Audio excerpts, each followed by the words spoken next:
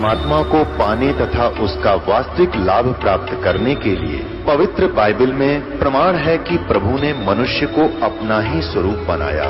6 दिन में सृष्टि रचकर 7वें दिन विश्राम किया। कुरान शरीफ में प्रमाण है कि हजरत मोहम्मद को खुदा स्वयं कह रहे हैं कि मैंने तुम्हें उस परमात्मा की महिमा बताने के लिए भेजा है।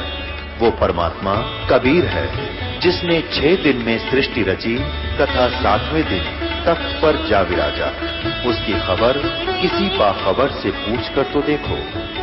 कृपया अवश्य सुनिए जगत गुरु तत्वदर्शी संत रामपाल जी महाराज के अमृत वचन। तो पुण्यात्माओं, सत्संग में आने से ये ज्ञान होता है परमात्मा क्या बताना चाह रहे हैं। इस झूठे सुख को सुख कहे ये मान रहा मन मोदे, ये सकल तबीना काल का भाई कुछ मुख में कुछ गोद। बेटा जाया खुशी हुई ये खूब बजाए थाल, थाली पीटा करें। किसी का लड़का हो जाना उन्हें थालियां कह लाठी डंडी मारा टन्ना टन टन्ना टन, तो अड़ोस पड़ोस में जो पता तो होता है उनका कोई बच्चा होने वाला है पुत्र वधू का, तो समझ जाते हैं थालियां के डंडी मारा करें, थाली बजाया करें। तो ये एक प्रतीक होता है कि उनका लड़का हो गया। और राजा लोग बैंड बाजे बजाया करते, उनका दबाना आगे बहुत बड़ी सेनाई बाजा करती थी। छोरा हो जाए जब लड़का हो जाता था, गरीब आदमी अपने थाली पीट के खुशी प्रकट किया करते हैं। अब परमात्मा कहते हैं बेटा जाया खुशी हुई और खूब बजाए थाल, ये तो आना जाना लगा हुआ जो कीड़ी का नाल। लाख गिरा से नित उठ दूती, माया आद तकत की कूती। 1.25 लाख घड़िए न तो भंडे, हंसा उत्पत्ति पर ले डंडे। परमात्मा कहते हैं ये काल और दुर्गा 1 लाख प्राणियों को यू काल डेली खावे है, या दुर्गा इसका सहयोग देती है। आदि माया कहते हैं इसको। और 1.25 लाख का उत्पत्ति डेली कर रहे हैं। परमात्मा याद दिला रहे हैं कि यहाँ आने वाले जन्म लेने वाले प्राणियों का और यहाँ से मृत होकर ऊपर जाने वालों का एक ही रास्ता है। 1 लाख डेली ऊपर जा रहे हैं काल के पास और 1.25 लाख वहां से जन्म लेने के लिए आ रहे हैं। परमात्मा कहते हैं ये थाल पीट के खुशी मना ली। बेटा जाया खुशी हुई खूब बजाए थाल, ये तो आना जाना लगा हुआ है जो कीड़ी का नाल। कीड़ नाल आपने देखा होगा, कीड़ी लाखों कीड़ी इधर भाग रही है, लाखों इधर भाग रही है, नुकती खखाट ठा रखे।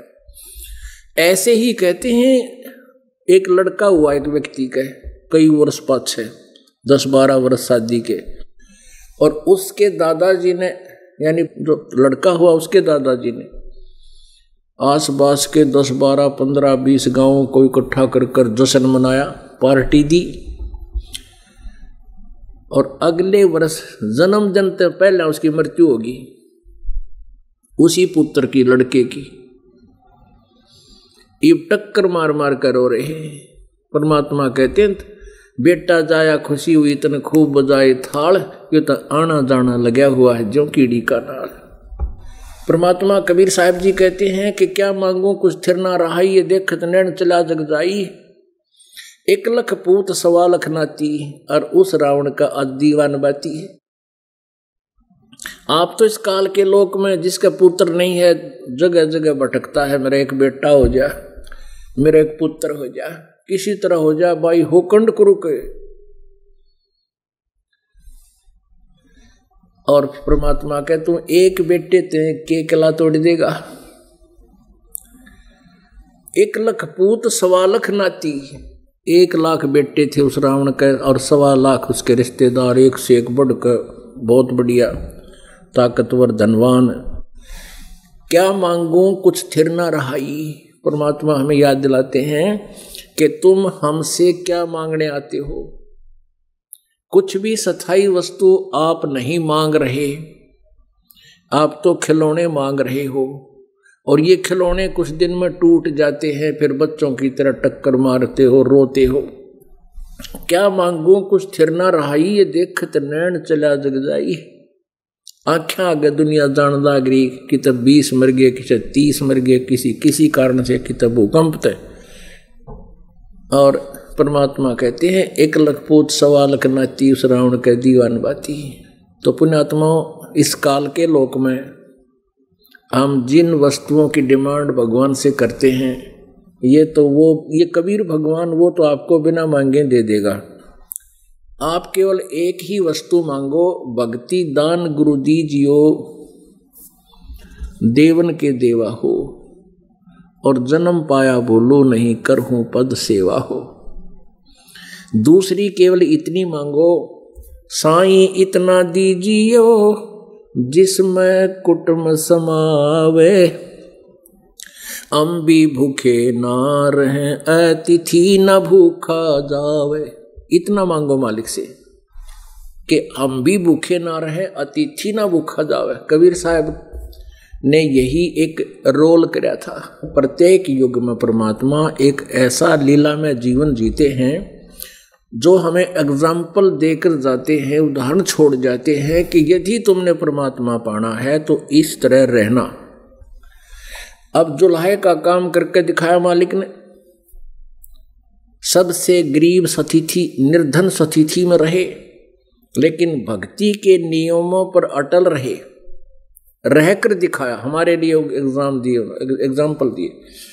और फिर जिस समय परमात्मा ये अपना कर्तव्य कर्म था, ये काम भी करते थे, कार्य भी करते थे जुल्हे का, और साथ में जिस उद्देश्य को वो लेकर आते हैं वो भी कर रहे थे। वो तत्वदर्शी संत की भूमिका भी कर रहे थे। और इन नकली संतों की पोल पाड़ा करते थे। ये नकली ऋषि महर्षि बताया करते थे कि ब्रह्मा विष्णु महेश अजरो अमर हैं। परमात्मा कहते थे नहीं, तुम झूठ बोल रहे हो, तुम बरगला रहे हो इन भोली आत्माओं को। ब्रह्मा विष्णु महेश नासवान है। अब पुण्यात्माओं 600 वर्ष पहले ये बात कोई गली में किताब खड़ा होकर कह दे चौराहे पे रुके मार के, तो पिटन के काम तो थे। क्योंकि इन नकली गुरुओं ने इतना भ्रमित कर दिया था कि कर रखा था कि ब्रह्मा विष्णु महेश अजरो अमर है, सर्वेश्वर है, महेश्वर है, मृत्युंजय काल जैन के कोई माता पिता नहीं, ये सर्वेश्वर है। और परमात्मा 600 वर्ष पहले कहा करते ये नासवान है, इनकी जन्म मृत्यु होती है, ये अजरो अमर नहीं है, ये केवल आपको किया हुआ वर्क डन ही दे सकते हैं। जैसा कर्म करोगे वैसा ही फल देंगे आपके भाग्य में। आपकी जीवन में प्रारब्ध में यदि कोई पाप है, उसके कारण दुख है, ये नहीं टाल सकते। केवल परमात्मा कहा करते हम आपके पाप का नाश कर सकते हैं, आपके सब विघ्नों को दूर कर सकते हैं, जैसा वेद बताते हैं। लेकिन उस समय 600 वर्ष पहले परमात्मा ने ढोल के डंके पर सच्चाई कही थी, इतना विरोध हो गया भगवान का पूछो मत। और पुण्यात्मा वही रिहर्सल इस दास के साथ होगी थी। क्योंकि ये जो नकली गुरु ऋषि आचार्य होते हैं, महर्षि नकली झूठे, इन्होंने अपनी रोजी रोटी से ही मतलब होता है।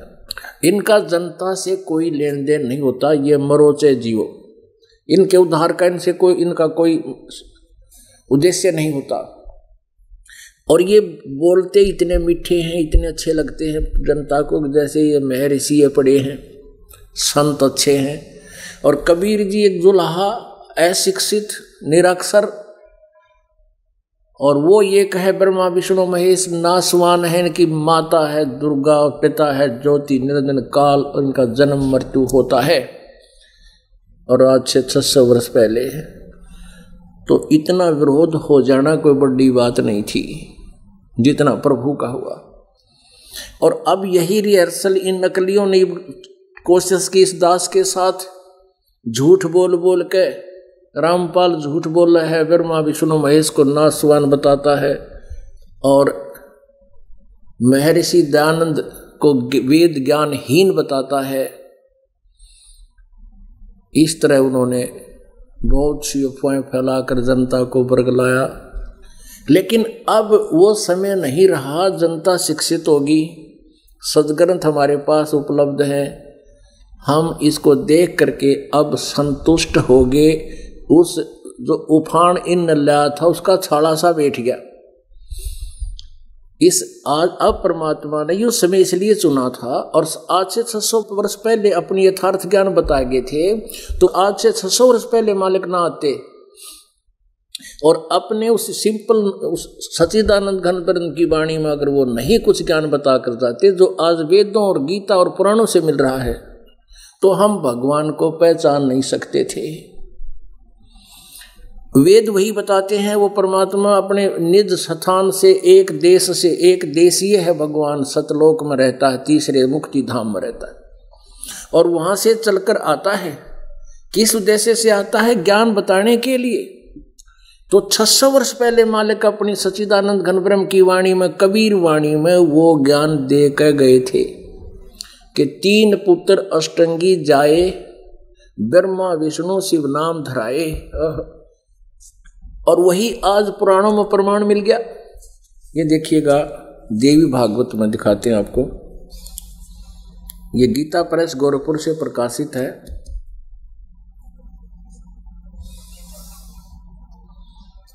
और इसके एक संपादक कौन है?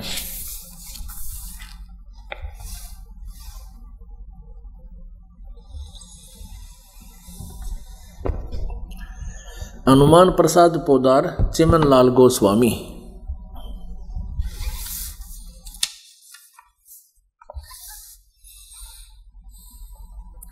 प्रकाशक एवं मुद्रक हैं गीता प्रेस गोरखपुर, गोविंद भवन कार्यालय कोलकाता का संस्थान। इनके फैक्स और फोन नंबर इसके 123 पृष्ठ पे है।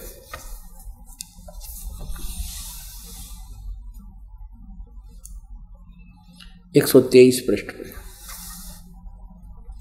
तीसरा स्कंद। विष्णु जी अपनी माता दुर्गा की स्तुति करते हुए अपनी सतिथि स्वयं ही स्पष्ट कर रहे हैं, तुम शुद्ध स्वरूपा हो, यह सारा संसार तुम्हीं से उद्भासित हो रहा है। मैं ब्रह्मा और शंकर हम सभी तुम्हारी कृपा से विद्यमान हैं। हमारा आविर्भाव माने जन्म और तिरोभाव माने मृत्यु हुआ करता है। हमारा तो आविर्भाव माने जन्म, तिरोभाव माने मृत्यु होता है। हम तो जन्मते और मरते हैं, अविनाशी नहीं हैं। केवल तुम ही नित्य हो, जगत जननी हो, प्रकृति और सनातनी देवी हो। भगवान शंकर बोले, देवी यदि महाभाग विष्णु तुम्ही से प्रकट हुए हैं तो उनके बाद उत्पन्न होने वाले ब्रह्मा भी तुम्हारे बालक हुए। फिर मैं तमोगुणी लीला करने वाला शंकर क्या तुम्हारी संतान नहीं हुआ? अर्थात मुझे भी उत्पन्न करने वाली तुम ही हो। शिवे संपूर्ण संसार की सृष्टि करने में तुम बड़ी चतुर हो। इस संसार की सृष्टि, स्थिति और संहार में तुम्हारे गुण सदा समर्थ हैं। उन्हीं तीनों गुणों से उत्पन्न हम ब्रह्मा विष्णु एवं शंकर नियम अनुसार कार्य में तत्पर रहते हैं। अपने आत्माओं, इस पवित्र देवी पुराण ने सारी समस्या हल कर दी। इसमें 4 कंसेप्ट क्लियर हो गए, 4 पॉइंट क्लियर हो गए, 4 विषय क्लियर हो गए। एक तो ब्रह्मा विष्णु महेश नासवान है, अमर नहीं, अजर नहीं, मृत्युंजय कालजय नहीं है। और दूसरे दुर्गा इनकी माता है तीनों की। और तीसरा यह है कि रजगुण ब्रह्मा, सदगुण विष्णु, तमगुण शिव जी। और चौथा ये हो गया, ये केवल नियमित कार्य ही कर सकते हैं। जो आपके संस्कार में है वही आपको दे सकते हैं, आपके पाप नाश नहीं कर सकते। अब वो पाप नाश करने वाला कौन है? अजर अमर भगवान कौन है? गीता जी अध्याय नंबर 18 के श्लोक नंबर 62 में कहा है, हे अर्जुन, गीता ज्ञानदाता कहता है, अर्जुन तू सर्वभाव से उस परमेश्वर की शरण में जा जिसकी कृपा से तू परम शांति और सनातन परम धाम को प्राप्त होगा।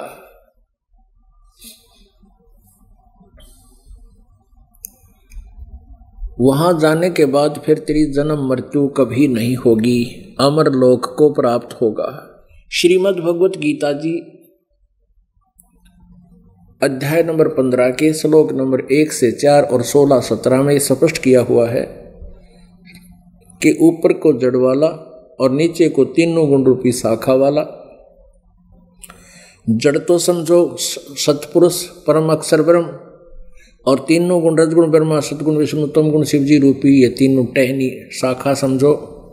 और उसमें बताया है कि जो संत इस उल्टे लटके हुए संसार रूपी वृक्ष की जड़ कौन है, तना कौन प्रभु है, और डार कौन है, और शाखा कौन है, पत्तों सहित बता दे। स वेदवित, वो वेद के तात्पर्य को जानने वाला तत्वदर्शी संत है।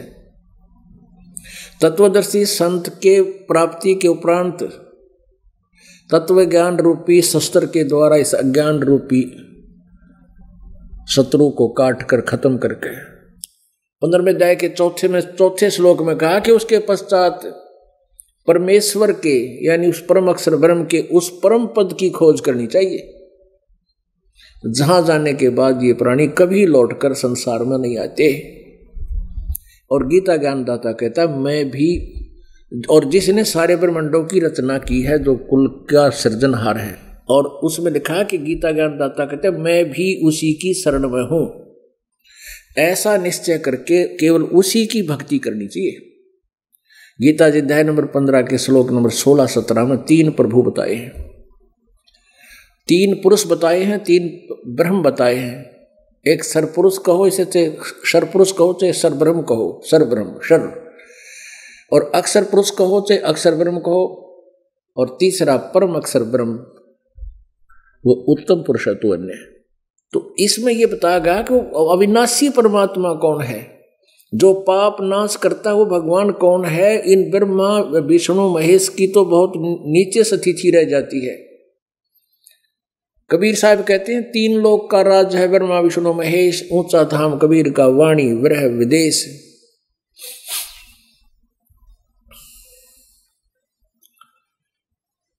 अब गीता जी को आपको दिखाते हैं, श्रीमद् भगवत गीता देखिएगा। श्रीमद् भगवत गीता ये गीता प्रेस गोरखपुर से प्रकाशित है, जयदयाल गोविंद का इसके अनुवादक है। इसके अध्याय नंबर 15 के श्लोक नंबर 1 से 4 और 16-17 आपको पढ़ कर सुनावांगे। कई सत्संग हो गए गीता पढ़े आपने, ये देखिएगा।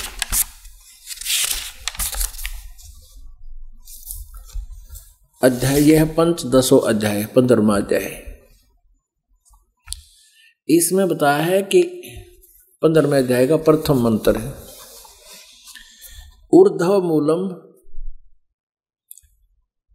मूलम अधः शाखम पराहु अव्यम छंदासी यस्य प्रणानि य तम वेद स वेदवित्। इसको फिर पढ़िए ध्यान से। ऊर्ध्व मूलम, ऊर्ध्व माने ऊपर को, जड़ वाला, अधः शाखम नीचे को शाखा वाला, अश्वत्थम प्राहु अव्यम ये एक संसार रूपी पीपल का वृक्ष समझो जो अविनाशी है, और छंदासी यस्य प्रणानि,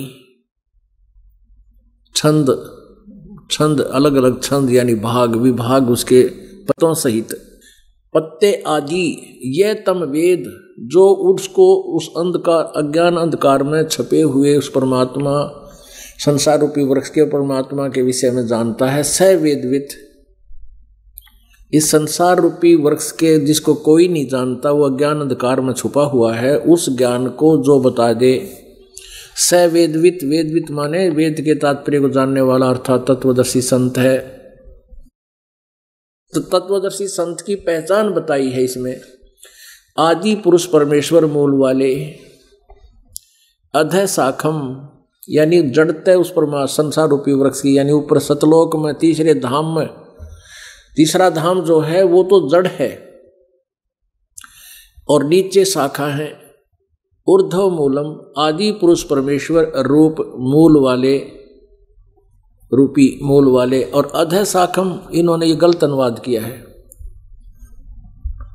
अधः माने ब्रह्मा रूप मुख्य शाखा लिख दिया इन्होंने, नहीं, ये देखिएगा अध्याय श्लोक नंबर 2 में अधः और अधः 2 बार है, इनका अनुवाद इन्होंने ही आगे किया है। यह देखिएगा इसका,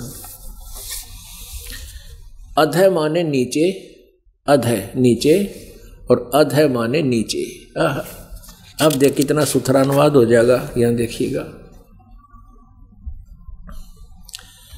15वें अध्याय का हम प्रथम मंत्र फिर पढ़ते हैं। ऊर्ध्व मूलम, ऊर्ध्व माने ऊपर को, ऊपर को लिखना था, ऊपर को आदि पुरुष परमेश्वर रूप मूल वाले। अधः शाखम नीचे को शाखा वाला, तीनों गुण रूपी शाखा वाला, ऐसा लिखना था। अश्वत्थम संसार रूपी पीपल के वृक्ष को अविनाशी प्राहु माने कहते हैं। छंदासी वेद जिसके पत्ते कहे गए हैं। ये छंद यहाँ वेद नहीं होते, यानी उसके अलग अलग छंद बंद, अलग अलग से विभाग, पत्ते आदि जो कहे गए हैं। अज्ञान रूप अंधकार में छुपे हुए उस संसार रूपी वृक्ष को जो पुरुष मूल सहित तत्व से जानता है,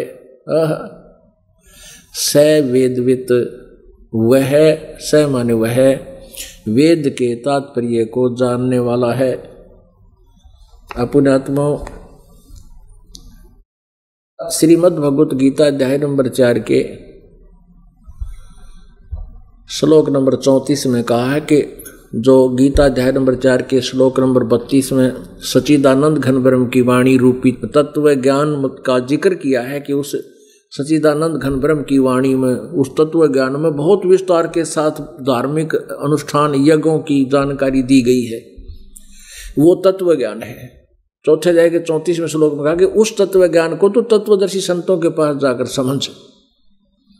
और यहाँ बताइए वो तत्वदर्शी संत की पहचान, वो तत्वदर्शी संत होगा कैसा? तो वो भूमिका परमात्मा ने स्वयं ही की थी। आप पे आरती, आप पे साजे, आप पे किंगर, आप पे बाजे, आप पे ताल हाँ जनकारा, आप नचे अब देखना रहा, कह कबीर से आरती गाऊं, आप मध्य आप समाऊं। उस परमेश्वर ने, परम अक्षर ब्रह्म कबीर देव जी ने, काशी वाले जुल्हे ने 600 वर्ष पहले कहा था, अक्षर पुरुष एक पेड़ है, निरंजन वा की डार, और तीनों देवा शाखा है, ये पात रूप संसारे। विनात्मा परमात्मा ने कति गज गाड़ रखा है। 600 वर्ष पहले उस परमेश्वर ने ये ज्ञान बताया था अपनी सिंपल लैंग्वेज में, सच्चिदानंद घन ब्रह्म की वाणी में, जो आज सभी सदग्रंथ प्रमाणित कर रहे हैं। अक्षर पुरुष एक पेड़ है, निरंजन वा की डार, और तीनों देवा शाखा हैं, ये पात रूप संसार है। ओह, देखिएगा परमात्मा द्वारा दिए गए ज्ञान को इस दास के द्वारा विस्तृत किया गया है। ये देखिएगा एक संसार रूपी उल्टा लटका हुआ एक पेड़ है। अब देखें, ऊर्ध्व मूलम अधः शाखम, ऊपर को जड़ वाला और नीचे को तीनों गुण रूपी शाखा वाला, ये उल्टा लटका हुआ संसार रूपी वृक्ष है। और जो संत इसके सभी विभाग पत्तों सहित सब छंद बता देगा, तना जड़ कौन परमात्मा है, तना कौन परमात्मा है, और डार कौन है, और ये शाखा कौन है, पत्ते क्या है, स वेदवित वो तत्वदर्शी संत है। तो ये भूमिका भी परमेश्वर ने स्वयं ही आकर की थी। और बताया था अक्षर पुरुष एक पेड़ है, जो जमीन से बाहर नजर आता है उसको पेड़ बोलते हैं। ये अक्षर पुरुष एक पेड़ है और निरंजन ज्योति निरंजन काल ब्रह्म सरपुरुष उसकी डार और तीनों देवा शाखा है भाई पाते रूप संसार। अब जड़ कौन है? क्योंकि वो खुद थे, इसलिए ये दास बताएगा वो मूल कौन है। आदि पुरुष परमेश्वर परम अक्षर ब्रह्म कबीर देव। यो परम अक्षर ब्रह्म पूर्ण ब्रह्म कबीर देव जी, कबीर परमेश्वर परम अक्षर ब्रह्म, ये जड़ है पूरे संसार रूपी वृक्ष की, जहाँ से इसको आहार मिलता है। और ये तना जो है ये अक्षर पुरुष है, इसको परब्रह्म भी बोलते हैं। और ये डार सरपुरुष है। ये अक्षर पुरुष तो एक पेड़ है, यानी जमीन से बाहर जो दिखाई देता है उसको वृक्ष बोलते हैं, पेड़। तो तना तो वो समझो अक्षर पुरुष है। और निरंजन युग काल सरपुरुष, इसको ब्रह्म भी बोलते हैं, अक्षर ब्रह्म भी बोलते हैं, काल रूपी ब्रह्म भी बोलते हैं। ये तो इसकी शाखा है। और ये तीनों देवा रजगुण ब्रह्मा सतगुण विष्णु तमगुण शिव जी, ये तीनों देवा शाखा हैं और पात रूप संसार। अपने आत्मा परमात्मा ने बताया कि अक्षर पुरुष एक पेड़, खुद ही बताया है अक्षर पुरुष एक पेड़ है, निरंजन वा की डार और तीनों देवा शाखा हैं, ये पात रूप संसार। अब ये तीनों भगवान सरपुरुष अक्षर पुरुष, और सरब्रह्म कहो चाहे अक्षर पुरुष कहो, और अक्षर ब्रह्म कहो चाहे अक्षर पुरुष कहो, परम अक्षर ब्रह्म कहो चाहे परम अक्षर पुरुष कहो, पुरुष माने परमात्मा। अब श्रीमद् भगवत गीता अध्याय नंबर 15 का श्लोक 16 और 17 इन तीनों कंसेप्टों को क्लियर करेगा। कंसेप्ट्स को देखिएगा। यही श्रीमद् भगवत गीता और ये 15वां अध्याय हम पढ़ रहे हैं। हम प्रथम मंत्र को अभी आपको स्पष्ट कर रहे हैं आपके समक्ष।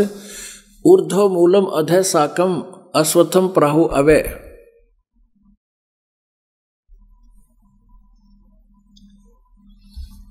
ऊर्ध्व मूलम अधः साखम अश्वत्थम प्राहु अवय छंदासी यस्य प्रणानी ये तम वेद स वेदवित। ये हमने क्लियर कर लिया कि ऊपर को आदि पुरुष परमेश्वर रूपी मूल, यानी ऊपर को तो जड़ है उस संसार रूपी वृक्ष की, वो पूर्ण परमात्मा तो जड़ समझो, मूल समझो। और अधः शाखम नीचे को शाखा वाला ये संसार रूपी पीपल के वृक्ष को अविनाशी कहते हैं, वेद जिसके पत्ते कहे गए हैं। और उस संसार रूप वृक्ष को जो पुरुष मूल सही तत्व से जानता है वह वेद के तात्पर्य को जानने वाला है। अब दूसरे में कितना कमाल कर दिया है। अधः च ऊर्ध्वम प्रसरता तस्य शाखा गुण प्रवर्धा विषय प्रवाला अधः च मूलानि अनुसंततानि कर्मानुबंधिनी मुनिश्लोके। उस संसार वर्ष की तीनों गुण रूप जल से बड़ी हुई शाखा हैं। जल से बड़ी ये तीनों गुण रूपी शाखाएं हैं। बस इतना ही काफी है। तो इन्होंने अपनी सोच चढ़ा रखी है, देवता फलाना विषय विकारों वाली शाखा है, तीनों गुण रूपी शाखा हैं। नीचे और ऊपर, सर्वत्र नहीं। ऊपर स्वर्गलोक में, पृथ्वी लोक पर ज्ञान बोला जा रहा है, नीचे पाताल लोक में, इन तीनों लोकों में फैली हुई है। और मनुष्य लोक में कर्मों के बंधन में बांधने की ये मुख्य कारण है, जड़े हैं, मूल हैं। तीनों गुण रजगुण ब्रह्मा सतगुण विष्णु तमगुण शिव जी हमें यहाँ कर्मा के अनुसार बांधे रखने की भी ये मुख्य कारण है। मूलानी यहाँ वृक्ष की जड़ नहीं, ये मुख्य वासना रूपी जड़ है, ये मूल है, ये हमें बांधने की मुख्य कारण है, रोके रखने के। और नीचे और ऊपर सभी लोकों में नहीं, केवल नीचे और ऊपर, नीचे पाताल लोक में, ऊपर स्वर्ग लोक में इनकी सत्ता है। अब यहाँ एक प्रसंग क्लियर करना पड़ेगा एक के रजगुण ब्रह्मा है, सतगुण विष्णु तमगुण शिव जी। अब ये कंसेप्ट क्लियर करना जरूरी हो गया, ये प्रमाण दिखाना आवश्यक हो गया, लालटेन दिखानी पड़ेगी, नहीं तो यह समझना होगा कि रजगुण ब्रह्मा सतगुण विष्णु तमगुण शिव जी है। और गीता जी में इन्हीं का संकेत है। ये देखिएगा, श्रीमद् देवी भागवत हिंदी टीका सहित भाग 1। और ये कहाँ से प्रकाशित है? अथ देवी भागवतम सभाष्टिकम सहमातम, खेमराज श्री कृष्ण दास प्रकाशन, बंबई।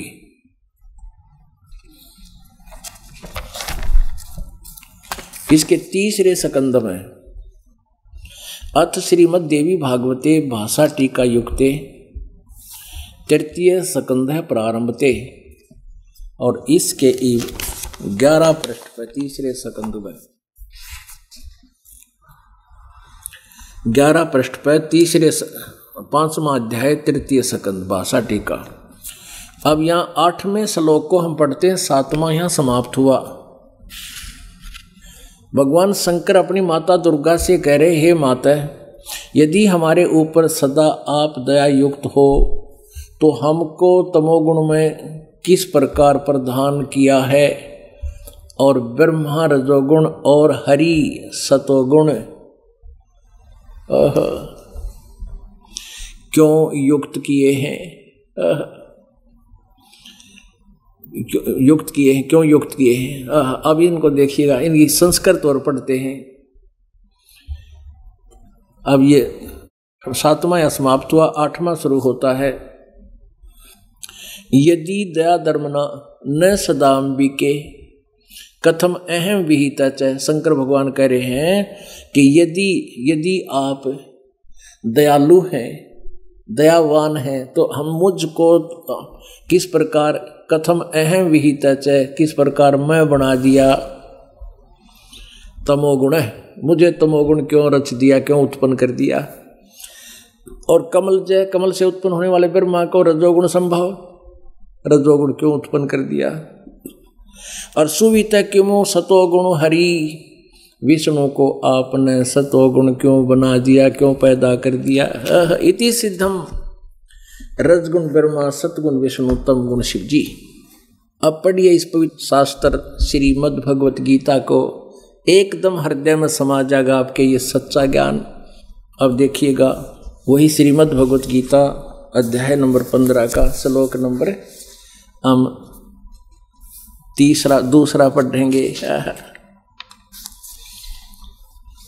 15वें अध्याय का ये दूसरा, ये तो आएगा सब जो उसको जानता है वो तत्वदर्शी संत है। दूसरे में कहा है कि उस संसार वृक्ष की तीनों गुण रूप, रजगुण ब्रह्मा सतगुण विष्णु तम गुण शिव जी, ये जल से बड़ी नहीं हुई, ये गुणों से गुण रूपी विषय पर वाला शाखा, ये भी साथ पढ़ लो, विषय पर वाला शाखा, ये विषय वास भोगों की शाखाएं हैं, बस इतना ही काफ़ी है। ये इन्होंने तो और कुछ बना दिया। ये ऊपर और नीचे फैली हुई हैं। मनुष्य लोक में कर्मों के अनुसार बंधन में बांधने वाली भी ये मुख्य कारण है, मूलानी मूल हैं, जड़ हैं, मुख्य कारण हैं, और ऊपर नीचे व्याप्त हैं। अब तीसरे में कहा है, इस संसार वृक्ष का स्वरूप जैसा कहा है तथा वैसा यहाँ विचार काल में नहीं पाया जाता, क्योंकि न तो इसका आदि है और न इसका अंत है, और न ही इसी प्रकार स्थिति ही है। इसलिए इस सुविरुद्ध मूलम, यानी जड़ जो है, मूल जो है ऊपर, वो सतलोक तो अविनाशी है, परमात्मा जो जहाँ रहता है वो जड़ तो उसके अविनाशी भगवान है। दृढ़ मूल वाले यानी अविनाशी परमात्मा रूपी जड़ वाले इस संसार रूपी पीपल के वृक्ष को असंग शस्त्रेण छित्वा, वैराग्य रूप शस्त्र द्वारा काट कर नहीं, तत्व ज्ञान रूपी शस्त्र द्वारा काट कर। अब फिर देखो, गीता ज्ञान दाता कहता है कि इस संसार वृक्ष का यानी सृष्टि रचना के विषय में मैं परिचित नहीं हूँ, और इसका यहाँ विचार का वैसा यहाँ विचार काल में तेरे और मेरे गीता जी के ज्ञान के डिस्कशन में नहीं पाया जाता, क्योंकि मुझे इसकी कोई अच्छी तरह स्थिति का ज्ञान नहीं है। और इसका उस तत्व गीता जी अध्याय नंबर 4 के श्लोक नंबर 34 में जिस तत्वदर्शी संत की तरफ संकेत किया है तो उसके लिए बताया है, उससे तत्व ज्ञान समझ के उसके पश्चात तत्व ज्ञान रूपी शस्त्र को द्वारा इसे काट कर ये 15वें अध्याय का 4था श्लोक है, 15वें अध्याय का ये 4था श्लोक है। उसके पश्चात उस परम पद रूप परमेश्वर को भली भांति खोजना चाहिए जिसमें गए हुए पुरुष फिर लौटकर संसार में नहीं आते, अर्थात उनका कभी जन्म मृत्यु नहीं होता। और जिस परमेश्वर से यानी गीता ज्ञान दाता से कोई और है ये परमेश्वर जिसके विषय में गीता ज्ञान दाता कह रहा है ठोक के, जिस परमेश्वर ने संसार रूपी पुरातन माने इस आदि संसार रूपी वृक्ष की पुराने पहले वाले इस सारे संसार रूपी वृक्ष की परवर्ती विस्तार को प्राप्त हुआ, यानी जिसने सब ब्रह्मांडों को रचा है उसी आदि पुरुष नारायण के मैं शरण हूं। इस प्रकार दृढ़ निश्चय करके उस परमेश्वर का मनन और निधि ध्यान करना चाहिए। अपने आत्माओं इस 4थे श्लोक में कंप्लीट कति क्लियर कर दिया कि उस परम पद परमेश्वर की खोज करनी चाहिए जहां जाने के बाद फिर कभी जन्म मृत्यु नहीं होता। और जिस परमेश्वर से इस पुरातन संसार रूपी वृक्ष की प्रवृत्ति विस्तार को प्राप्त हुई, अर्थात जिसने इसकी रचना की है, और उसी की मैं शरण हूं, मैं भी उसी की शरण में हूं। इस प्रकार दृढ़ निश्चय करके उसी की पूजा करनी चाहिए। अपने आत्माओं ये वो अनमोल सदग्रंथ हैं जिनको हम नित प्रतिदिन पढ़ते भी थे, अध्याय भी उनके घोट रखे थे, लेकिन हम समझ नहीं पाए क्योंकि गुरु बिन वेद पढ़े जो प्राणी समझे न सार रहे अज्ञानी, और गुरु बिन काहू न पाया ज्ञान जो थोथा बूछड़े किसाना।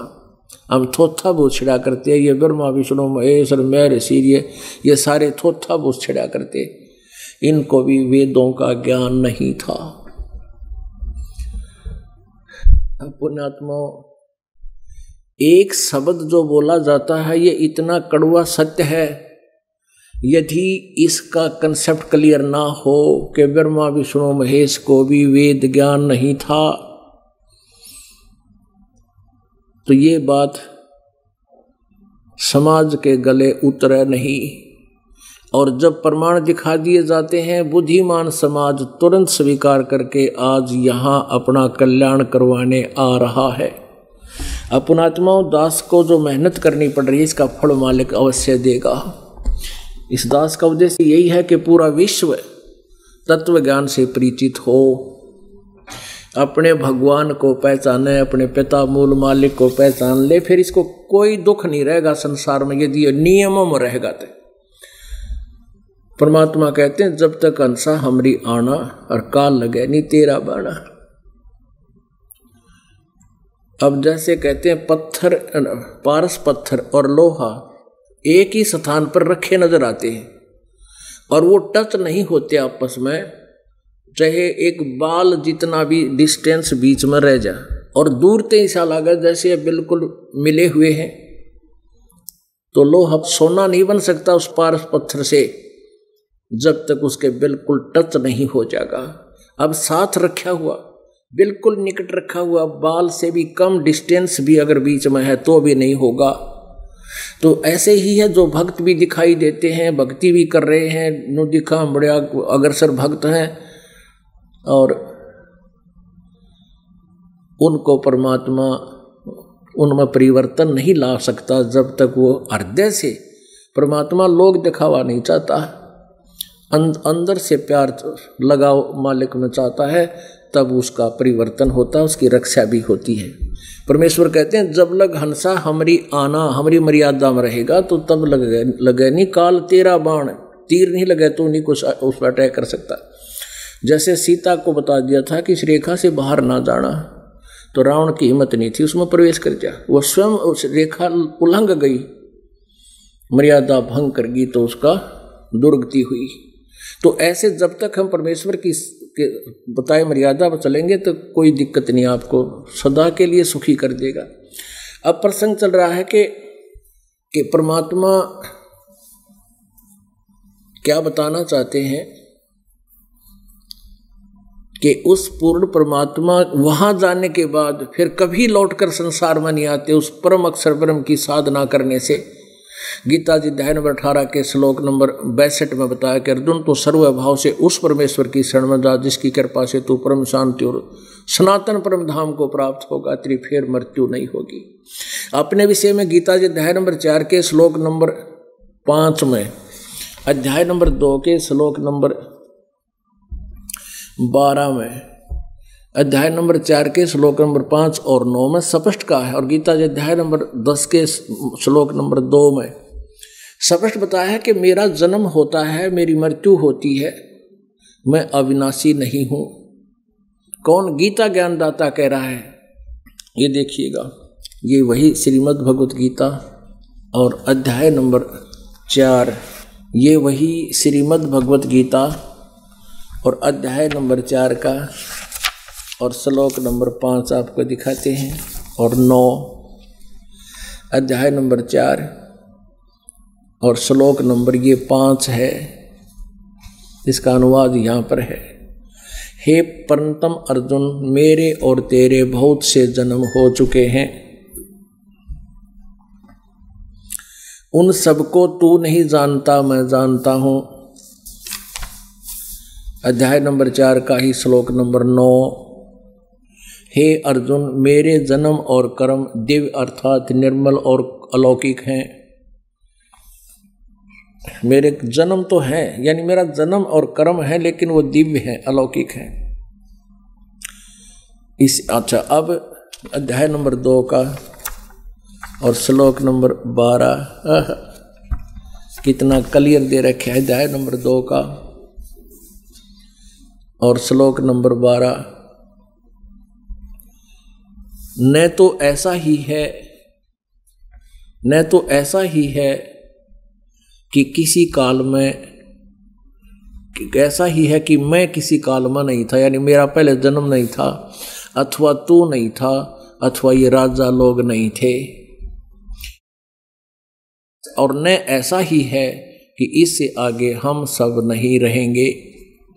और यहाँ 17वें श्लोक में दूसरे अध्याय में स्पष्ट कर दिया, गीता ज्ञानदाता अपने से अन्य को बताता है, वो है अविनाशी, नाश रहित तो उसको जान, यानी तू और मैं तो नाशवान हैं, नाश रहित तो उसको जान जिससे यह संपूर्ण जगत दृश्य वर्ग व्याप्त है, यानी जिसने सारे ब्रह्मांडों की रचना की है, संसार रूपी वृक्ष की प्रवृत्ति जिससे विस्तार से को प्रभाव प्राप्त हुई है, और इस अविनाशी का विनाश करने में कोई भी समर्थ नहीं है। अध्याय नंबर 10 का श्लोक नंबर 2, कितना क्लियर कंसेप्ट कर रही है पवित्र श्रीमद् भगवत गीता जी। ये देखिएगा, अध्याय नंबर 10 का और श्लोक नंबर 2, मेरी उत्पत्ति को लीला से प्रकट नहीं है, मेरी उत्पत्ति को न तो देवता लोग जानते हैं न महर्षि जन जानते हैं, क्योंकि मैं सब प्रकार से देवताओं और महर्षियों का आदि कारण हूं, यानी ये मेरे से ही उत्पन्न हुए हैं। अपने आत्मा ऐसे सिद्ध हो गया कि गीता ज्ञानदाता नाशवान है, इसका जन्म होता है, इसकी मृत्यु होती है, अविनाशी नहीं है। तो इसके उपासक अविनाशी कैसे हो जाएंगे? ब्रह्म के साधक कैसे अमर हो सकते हैं? सदा के लिए जन्म मृत्यु से छुटकारा कैसे पा सकते हैं? अपने आत्मा परमात्मा ने 600 वर्ष पहले बताया था, अक्षर पुरुष एक पेड़ है, निरंजन वा की डार, तीनों देवा शाखा है, ये पात रूप संसार। अक्षर पुरुष ये दिखाओ, आपको दिखाते हैं 3 भगवान, गीता जी अध्याय नंबर 15 के श्लोक नंबर 16 और 17 में ये देखिएगा।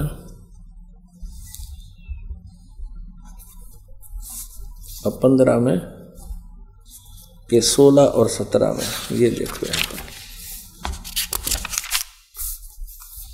अध्याय नंबर 15 का श्लोक नंबर 16 यहाँ पर है। द्वौ इमौ पुरुषौ लोके क्षरे च अक्षरे एवं च क्षरे सर्वभूतानि कटुस्थ अक्षरे उच्यते। द्वौ इमौ पुरुषौ लोके क्षरे च अक्षरः एवं च सर सर सर, हम इसको क्षर बोल देते हैं अपनी संत लैंग्वेज में। अक्षर क्षर क्षर सर्वाणि भूतानि कटुस्थ अक्षर उच्यते। दिवौ इमौ पुरुषौ लोके क्षर च अक्षर एव च क्षर सर्वाणि भूतानि कटुस्थ अक्षर उच्यते। इसका अर्थ है कि इस पृथ्वी वाले लोक में सर्पुरुष, ये पुरुष दो माने दो, सर्पुरुष और अक्षर पुरुष ये दो प्रभु हैं। और इनके लोकों में सभी जीव स्थूल शरीर तो नाशवान है, सभी प्राणियों के, इनका भी और इनके प्राणी, इनके अंतर्गत जितने प्राणी हैं, और जीवात्मा किसी की मरती नहीं। यहाँ देखना इस संसार, इन्हीं का अनुवाद, इस संसार में नाशवान और अविनाशी भी ये दो प्रकार के पुरुष माने प्रभु हैं। ये है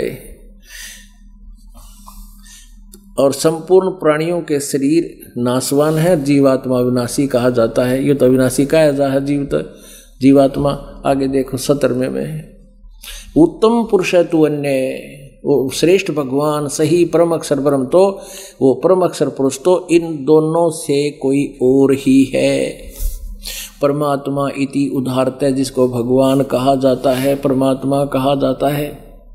यह लोक तरम आविश्य विभर्ति अवय ईश्वर है, ये जड़ रूपी भगवान है, मूल मालिक है, जो तीनों लोकों में प्रवेश करके सबका धारण पोषण करता है। वो अवय ईश्वर है, अविनाशी परमेश्वर है। उत्तम पुरुष तो अन्य ही है, जो तीनों लोकों में प्रवेश करके सबका धारण पोषण करता है, अविनाशी परमेश्वर परमात्मा कहा जाता है। पुण्यात्माओं, वो परमात्मा है कौन, उसका नाम क्या है? अब इसको वेद स्पष्ट करेंगे। ये यजुर्वेद देखो, कबीर अंगारी असी बम्भारी असी रितधामा सवर ज्योति असी। ये महर्षि दानव सरस्वती द्वारा इसका अनुवाद किया गया है और प्रकाशक है सार्वदेशिक आर्य प्रतिनिधि सभा 2/5 महर्षि दान भवन रामलीला मैदान नई दिल्ली। आर्य भाष्य संपूर्ण 40 अध्याय महर्षि दान सरस्वती कृत, ये अनुवाद किया है इन्होंने महर्षि दानंद ने। और मुद्रक है Prince offset printers 1510 Pataudi house Daryaganj नई दिल्ली से। इसके 5वें अध्याय का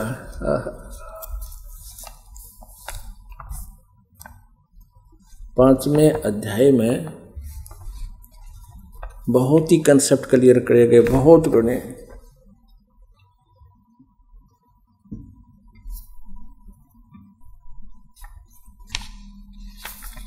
ये देखिएगा 5वां अध्याय,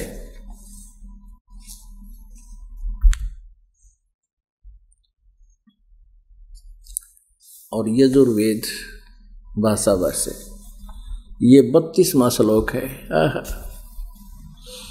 इसमें स्पष्ट लिखा है उसी गसी कबीर अंगारी असी, अग माने पाप, अरि माने शत्रु, कबीर माने कबीर। हम इसको कबीर बोल देते हैं, इसमें कबीर लिखा स्पष्ट। उसी गसी कबीर अंगारी असी बम्भारी अवैसुरसी दुवसवान सुधन्यवसी। और यहाँ बम्भारी असी हम यही लेंगे। और यहाँ लिखा है सम्राट असी हवे सुदनम रित धामा असी सवर ज्योति। स्वयं प्रकाशित, सवर ज्योति यानी स्वयं प्रकाशित,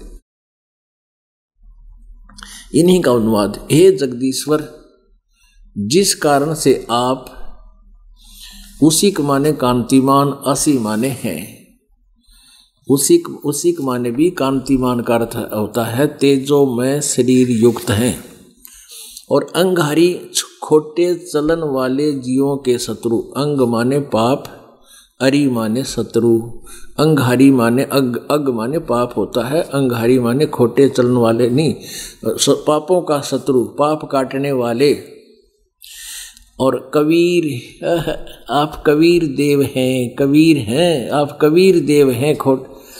और बमबारी, बंधनों के शत्रु, बमबारी बंधन के शत्रु, बंदी छोड़, काल के कैद के कर्म बंधन को काट के काल की बंद से छुड़ाने वाले आप बंदी छोड़ हैं और आप कबीर असी, आप कबीर हैं, आप कबीर देव हैं। जैसे इसी यजुर्वेद के,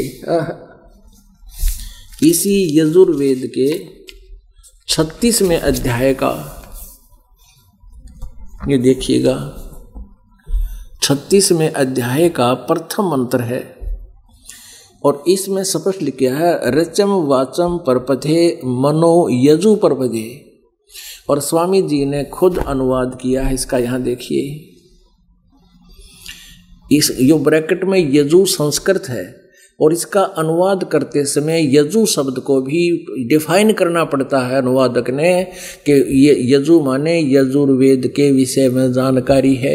यदि इसको यजु का अर्थ कर दे यहाँ पर कोई यज्ञ स्तुतियाँ, तो यजुर्वेद का को कैसे पहचानेंगे, कैसे पाएंगे, उसकी जानकारी कैसे प्राप्त होगी। तो इसी प्रकार जहाँ कवि लिखा है वहाँ कबीर देव, प्रसंगवश वहाँ कबीर देव लिखना पड़ेगा। नहीं, कवि का अर्थ सर्वज्ञ मेधावी नहीं होता, काव्यकार तो हो सकता है, वो मान लेंगे।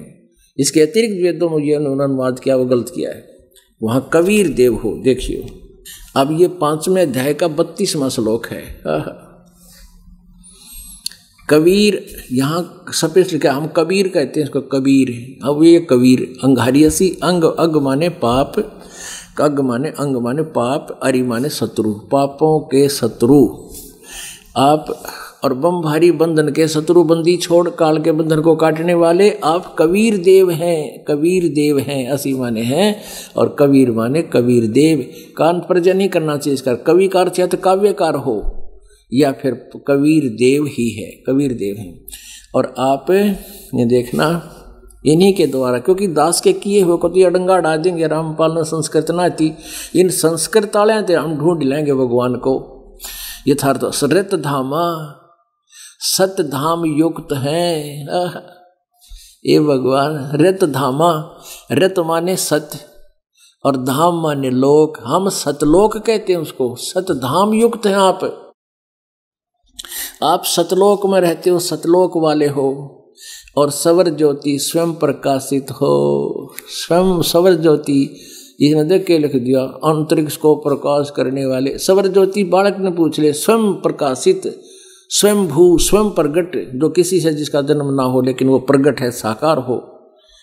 अब पुण्यात्माओं और प्रमाणित करते हैं। अब एक तो ये नाम हो गया कबीर, वो कबीर देव है जो पाप काटता है, वो कबीर देव है जो अविनाशी है और सतलोक से चलकर आता है और जो ज्ञान बताता है। जैसा कि आप, क्योंकि पुण्यात्माओं ये एक ऐसा,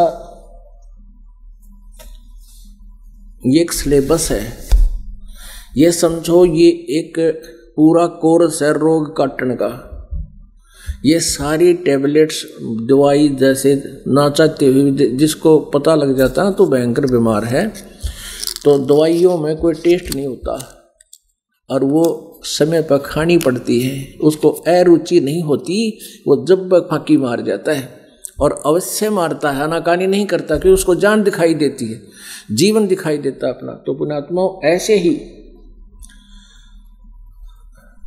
अब आपको क्या बताया जा रहा है कि वो पाप काटने वाला परमात्मा कौन है, ये देखिएगा।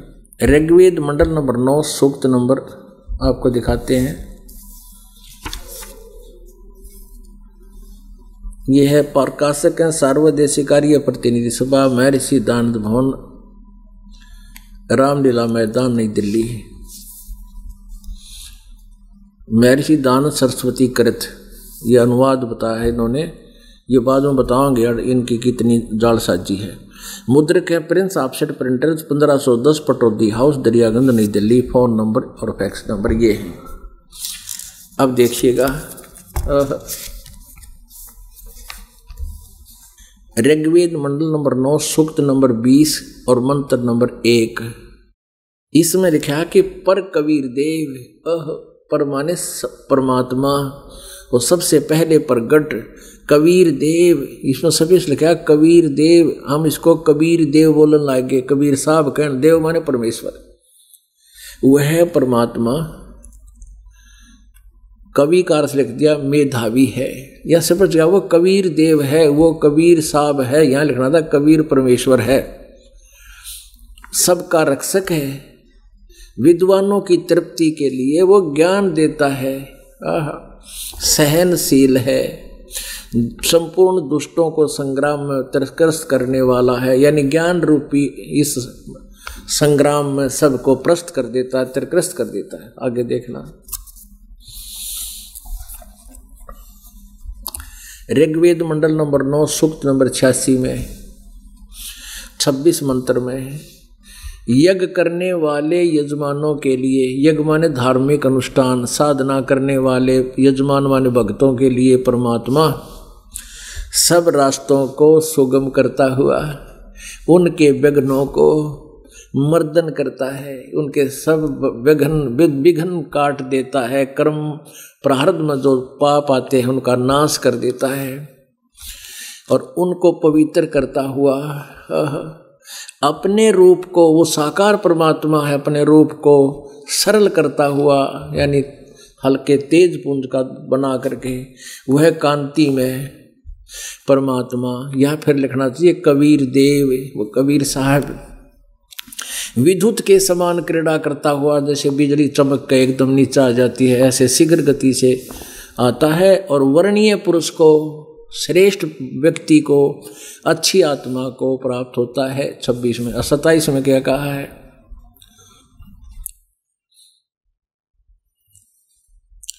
जो परमात्मा धूलोक के तीसरे पृष्ठ पर विराजमान है, वो एक स्थान पर रहता है वो परमात्मा, और वो क्या करता है देखिए। अब 9वें अध्याय के 82वें श्लोक में स्पष्ट कर दिया, वो साकार है। ऋग्वेद मंडल नंबर 9 सूक्त नंबर 82 का मंत्र नंबर 1 है, जो सर्व उत्पादक प्रभु, यानी सबकी सृष्टि, सबकी उत्पत्ति करने वाला, संसार रूपी वृक्ष के प्रवृत्ति जिससे विस्तार को प्राप्त हुई है, यानी जिसने सबको संसार को रचा है, प्रकाश रूप यानी तेजो में रूप वाला, सद्गुणों की वृष्टि करने वाला, पापों के हरण करने वाला, वह राजेव, राजा के समान दर्शनीय है। यही लिख रहे हैं आर्य समाज के विद्वान ही, आचार्य ही इसको साकार सिद्ध कर रहे हैं, समान दर्शनीय है, और वह पृथ्वी आदि लोक लोकांतरों के चारों ओर शब्दमान हो रहा है। वह वर्णीय पुरुष को, जो उस श्रेष्ठ भक्त, अच्छी आत्मा को, जो दृढ़ भक्त है, उसको पवित्र करता हुआ मिलता है, यहाँ आकर प्राप्त होता है। जिस प्रकार विद्युत आकाशीय बिजली सने वाले स्थानों पर को आधार बनाकर प्राप्त होता है, जैसे पहले काशी और थाली हुआ करते, काशी की थाली और बेले हुआ करते काशी धातु के, उन पर बिजली अमूमन गिरती थी। तो वर्षा के समय हमारी दादी माँ का कीताई कहा करती, भाई बाहर ये थाली ठा लो ना बिजली गिर जाएगी, तो वो उस पर गिरती है, उसका उससे अट्रैक्शन है। ऐसे ही परमात्मा अच्छी आत्माओं को ही मिलता है, वर्णीय पुरुषों को, जो दृढ़ भक्त हैं, उनको पवित्र करता हुआ प्राप्त होता है, बिजली की तरह। जैसे बिजली अपना आधार बना कर आती है। दूसरे में देखो, हे परमात्मन, उपदेश करने की इच्छा से आप, यानी सच्चा ज्ञान देने की इच्छा से आप महापुरुषों को प्राप्त होते हो, और आप अत्यंत गतिशील पदार्थ के समान, यानी बहुत तीव्रगामी होकर हमारे आध्यात्मिक यज्ञ को प्राप्त होते हो, हमारे पापों को।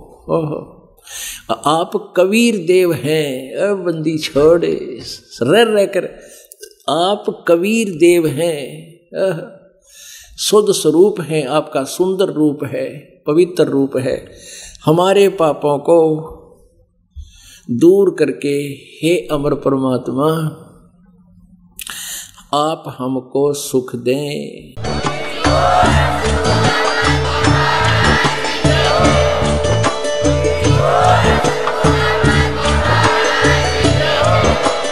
आप सुन रहे थे जगत गुरु तत्वदर्शी संत रामपाल जी महाराज जी के मंगल प्रवचन। अधिक जानकारी के लिए विजिट कीजिए हमारी वेबसाइट www.jagatgururampalji.org। संत रामपाल जी महाराज जी के शुभ आशीर्वाद से पूरे विश्व भर में 500 से भी ज्यादा नाम दीक्षा केंद्र हैं, जिन पर संत रामपाल जी महाराज जी द्वारा ऑनलाइन निःशुल्क नाम दीक्षा दी जा रही है। अपने नजदीकी नाम दीक्षा केंद्र का पता करने के लिए संपर्क करें 8222880541।